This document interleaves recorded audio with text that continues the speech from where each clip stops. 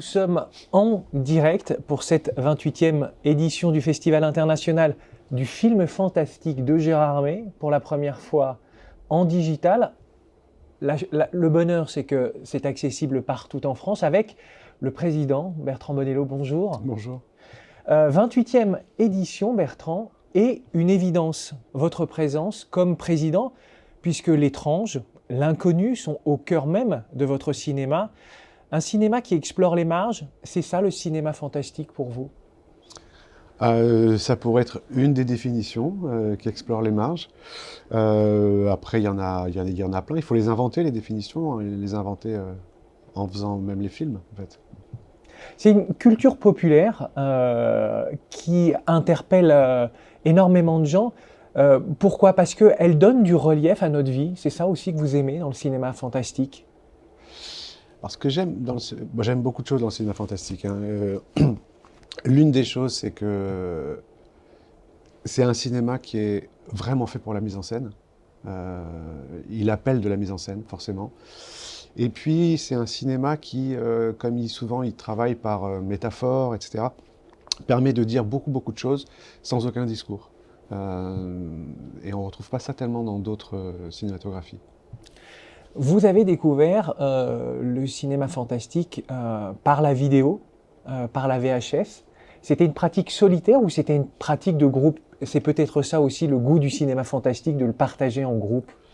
Oui, alors moi, c'est vraiment la génération de l'arrivée des vidéoclubs, de la VHS, etc. Il se trouve que j'habitais plutôt à la campagne et qu'il n'y avait pas de vidéoclub, il y avait simplement un marchand de journaux qui recevait quelques films le week-end. Et à moi, c'était une pratique, c'était avec un copain en fait, avec mon meilleur ami de l'époque, avec qui on partageait des goûts musicaux, etc. Et voilà, tous les samedis, on louait 3-4 films qu'on regardait ensemble.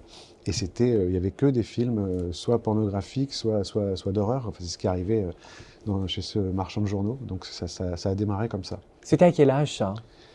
Oh, je dirais on devait avoir 12-13 ans. Ouais.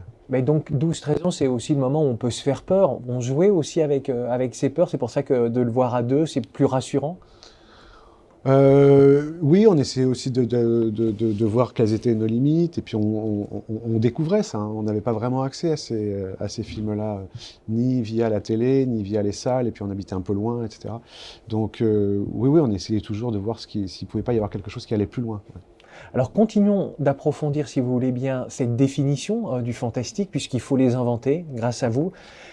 Pour vous intéresser, le cinéma fantastique, Bertrand Bonello, il doit être synonyme d'inattendu, de découverte ou d'autre chose?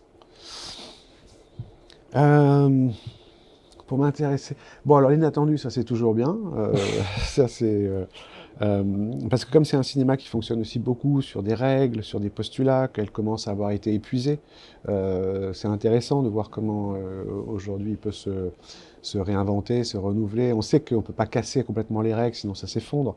Donc moi j'aime bien quand quand il y a une accroche au réel comme ça, et qu'après c'est un réel qui se tord. C'est là que je trouve que ça peut infuser le plus. Puis après, on est toujours en attente aussi d'inventions formelles, fortement, parce que c'est un cinéma qui peut accueillir ça assez facilement. Cette distorsion du réel, qui emporte la signature pour vous? De la distorsion du réel, alors, il y a un cinéaste qu'on met jamais qu'on classe jamais dans cette cinématographie-là, et pour moi, pourtant, il est très là-dedans. C'est juste parce qu'il n'a pas fait de films ouvertement, ni d'horreur, etc. Mais c'est David Lynch. Sa mise en scène n'est pensée que comme ça, en distorsion du réel et tirant vers le cauchemar, vers l'horreur absolue. Après, ces pitchs ne sont pas des pitchs de films de genre. Mais oui, je dirais Lynch. Vous disiez qu'il faut être créatif et en même temps, on est prisonnier des codes et des conventions. Est-ce qu'il est encore possible aujourd'hui de les réinventer compte tenu de la pertinence aujourd'hui du public à anticiper parfois les choses? Bah oui. Après, ce que je trouve assez beau dans le cinéma de genre, c'est qu'il y a eu toute une période où il y a beaucoup de cinéastes qui qui ont pris ça vraiment au sérieux, avec un premier degré, qui n'était pas cynique, etc. Évidemment, ils savaient qu'ils faisaient des films pour divertir aussi. Mais ils profitaient de ça pour mettre en scène leur propre peur.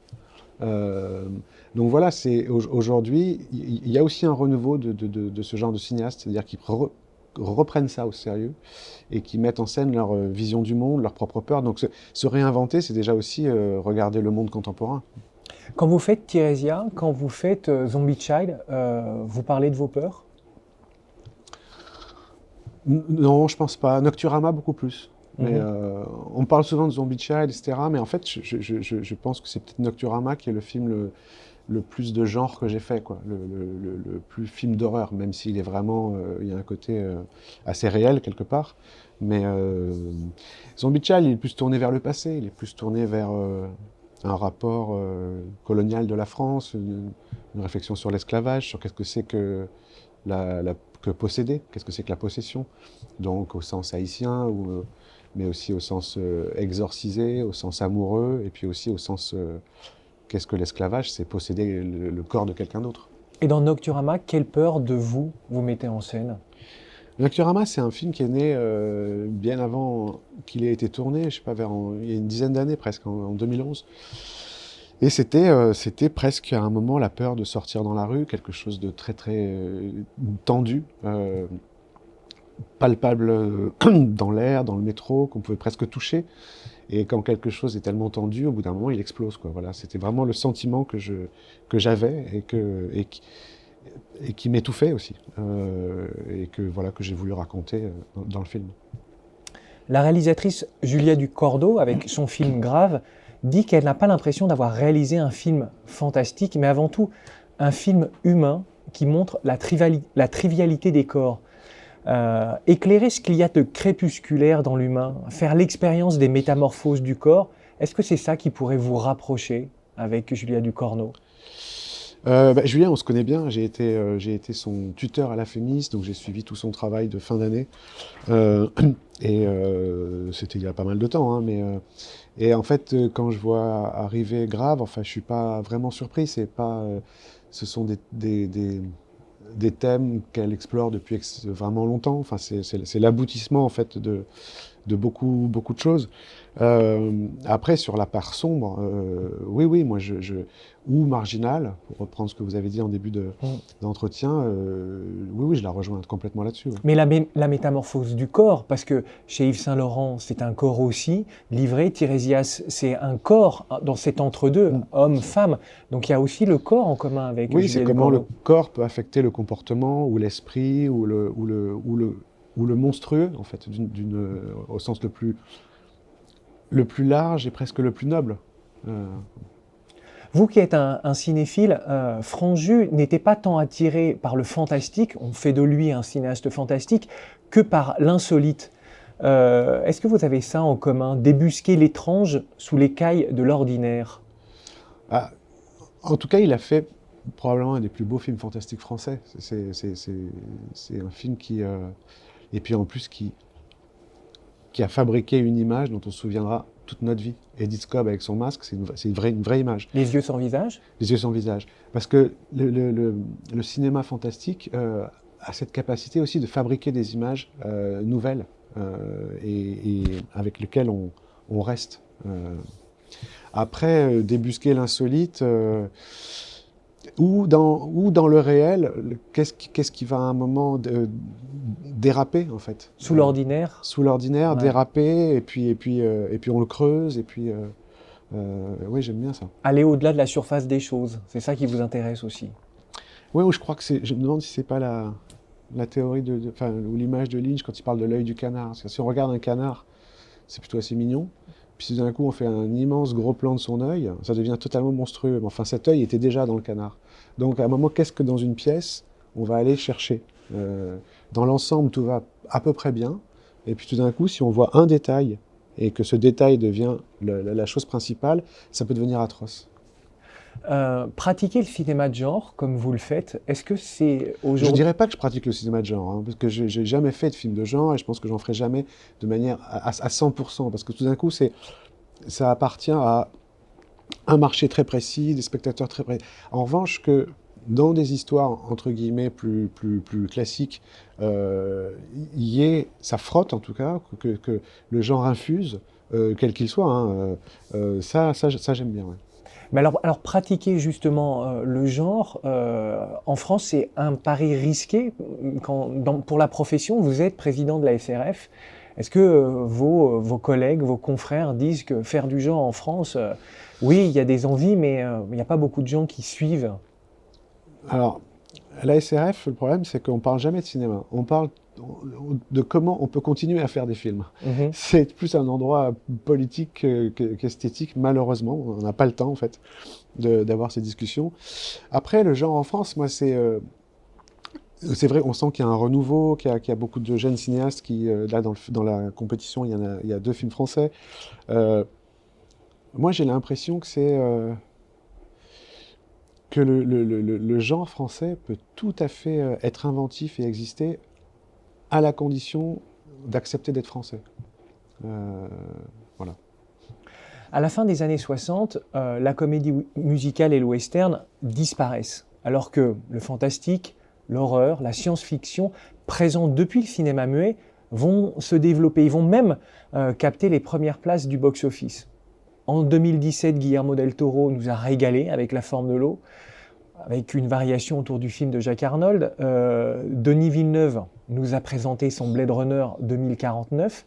Comment vous expliquez, vous, cette imprescriptibilité du genre dans le cinéma et qu'il ne soit pas mort comme la comédie musicale ou le western s'est fait un peu enterrer? Mais parce que je pense que c'est plus facile pour le genre de se réinventer, parce que d'être pénétré par le contemporain.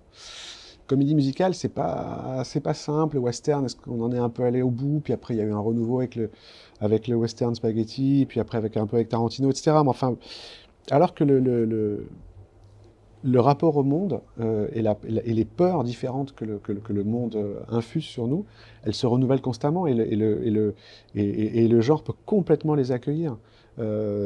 Par exemple, quand je faisais Zombie Child, on me posait beaucoup de questions sur les films de zombies de manière générale. Moi, je pense qu'il y en aura tout le temps.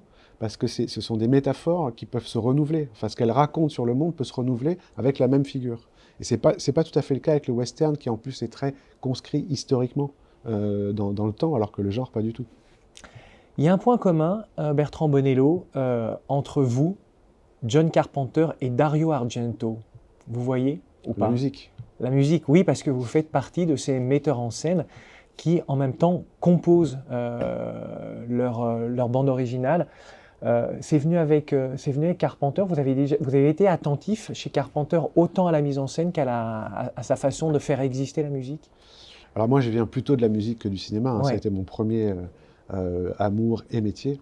Mais c'est vrai que quand, par exemple, avec cet ami que je salue, Franck, on regardait quand on avait 12-13 ans les Carpenters, etc., Asso, New York 97, on adorait la musique. Et les Gobelins, on adorait. Enfin, on avait les vinyles, on achetait tout ça. Enfin, on était très sensibles.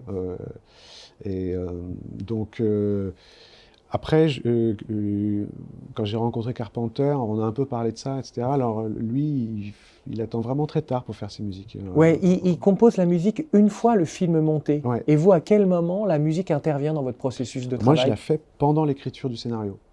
Je la considère comme faisant partie du scénario, comme étant aussi narrative que peut être un dialogue ou une description. Et logiquement, quand le scénario est fini, la musique est finie. Après, je la retravaille en montage. Mais enfin, tout est là, quoi. Au point où vous pourriez la diffuser sur le plateau comme un élément de mise en scène auprès de vos acteurs? En tout cas, je la fais écouter aux techniciens, je la fais écouter aux collaborateurs. Comme ça, ils ont déjà une espèce de climat, d'ambiance. Et je la fais aussi écouter aux comédiens. Ouais. Donc pour vous, la musique, elle est plus narrative qu'émotionnelle? En tout cas, plus émotionnelle, oui. En tout cas, elle est plus narrative qu'illustrative. Il y a un autre compositeur, metteur en scène qui peut s'inviter dans notre conversation, c'est Jim Jarmusch, qui a joué un rôle très important dans votre passage à l'acte au cinéma, puisque c'est avec Strangers and Paradise que vous avez décidé Oui, moi j'étais vraiment, vraiment à fond dans la musique, et puis j'ai découvert ce film qui pour moi était fait pour moi en fait. J'avais l'impression que c'est un cinéaste qui s'adressait complètement à moi, et que ce film était fait comme un morceau de rock ou de punk rock. Enfin, bon, après avec aussi l'utilisation de Screaming Jay Hawkins, mais c'est ce film-là qui m'a donné vraiment envie de passer de la musique au cinéma. Oui. Et alors, Jarmusch, il a une particularité. L'utilisation de sa musique, elle n'est pas comme celle de Carpenter, elle n'est pas comme celle d'autres. Il y a quelque chose de décalé, il y a presque quelque chose d'impur dans son travail. Bah, en fait, il choisit une musique très spécifique ou un musicien pour un film. Alors, ça peut être Neil Young pour Dead Man, ça peut être RZA pour Ghost Dog.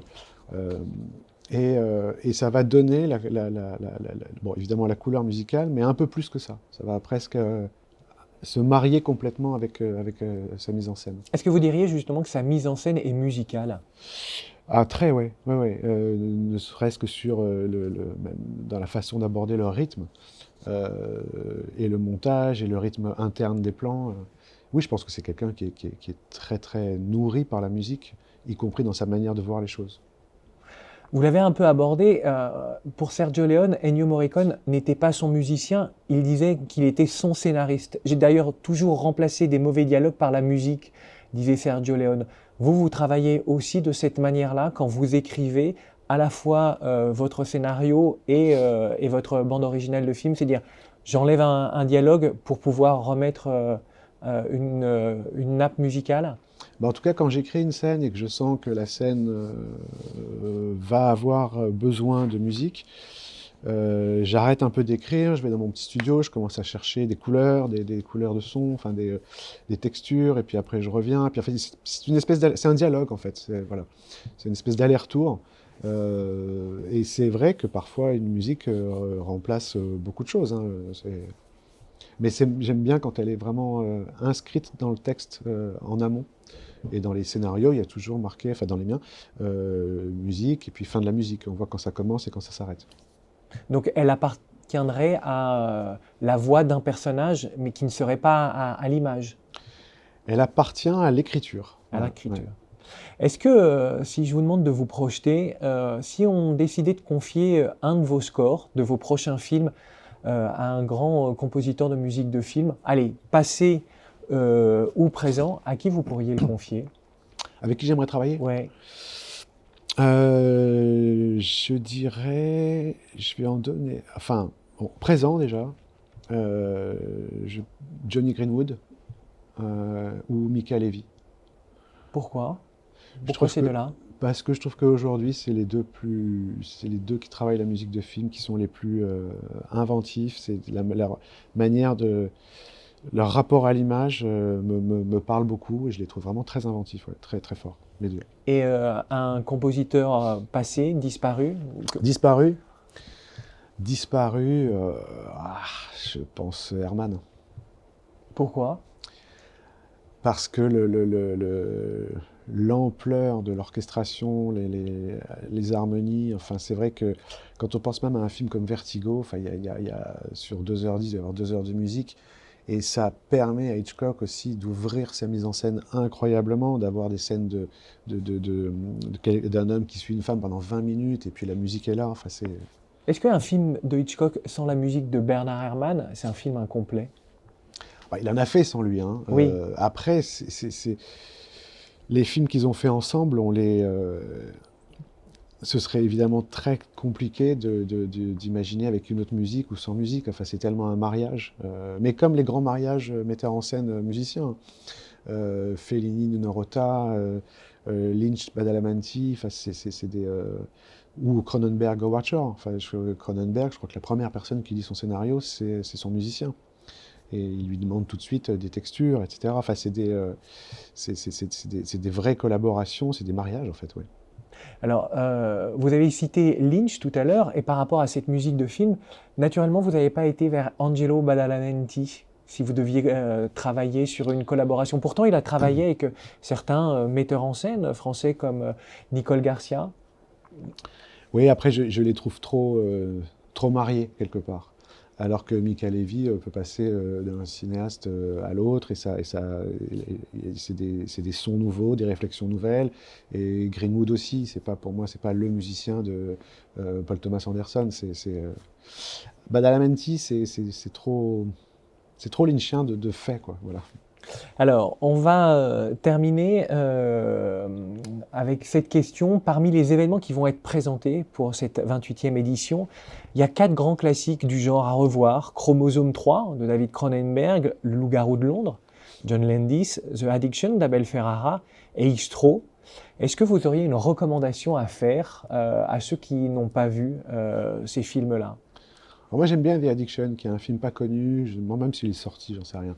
Mais une recommandation clairement, Chromosome 3, enfin moi c'est un de mes films qui m'a le plus, enfin que j'adore, que je revois régulièrement, que je trouve très troublant.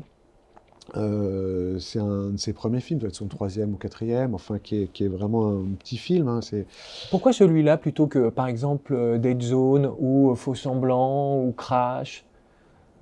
J'ai une affection particulière pour celui-là. Après, bon, Crash est Oui. un chef-d'œuvre absolu mais je crois que c'est parce je l'ai vu pareil à cette époque-là, quand j'avais 12-13 ans, etc. Et il a réussi à fabriquer des choses indélébiles pour moi. Ces petits-enfants avec cet anorak pourri de ski rouge, bleu, jaune et ses marteaux comme ça, c'est un truc qui m'a énormément marqué. L'image de Samantha Eggar qui lève sa robe pour montrer son utérus externe, pareil, c'est des trucs, moi ça m'est resté à vie, quoi. Enfin, et puis je trouve que le film raconte aussi quelque chose sur une espèce d'explosion de couple, de cellules familiales. Enfin, il y a des choses assez réelles comme ça par lesquelles on rentre. Non, j'adore ce film. Eh bien, merci Bertrand Bonello, on va vous souhaiter un bon festival. Merci beaucoup. Et puis à ceux qui nous suivent et qui nous ont suivis, maintenant, vous pouvez vous emparer de la programmation. C'est disponible. Merci Bertrand.